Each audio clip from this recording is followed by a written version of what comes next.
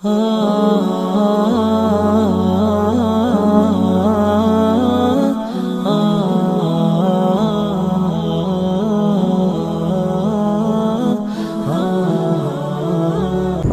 بزرگ سے ملے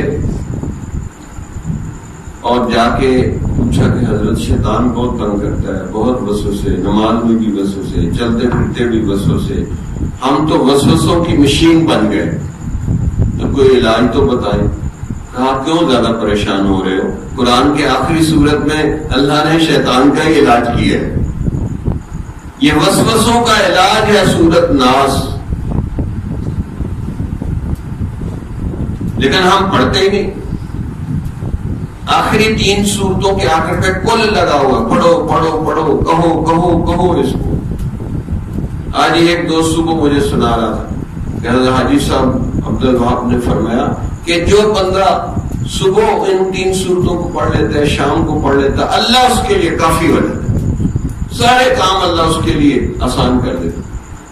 بس ساتھ انہوں نے یہ کہا کہ ہم تو 20-25 دفعہ بھی پڑھتے ہیں تو بات نہیں بنتی، لیکن زبان بھی حاجی عبدالوہاب صاحب والی ہونی چاہیے کہ جتنے یقین کے ساتھ وہ پڑھتے ہیں وہ ایک دفعہ پڑھتے ہیں اور ماشاءاللہ کیا کیا کچھ وہاں مل رہا ہے، اور ہم کئی دفعہ بھی پڑھتے ہیں کیونکہ یقین سے نہیں پڑھتے، تو اس سے شیطان کی حفاظت۔ جمال الوجود بذكر الإله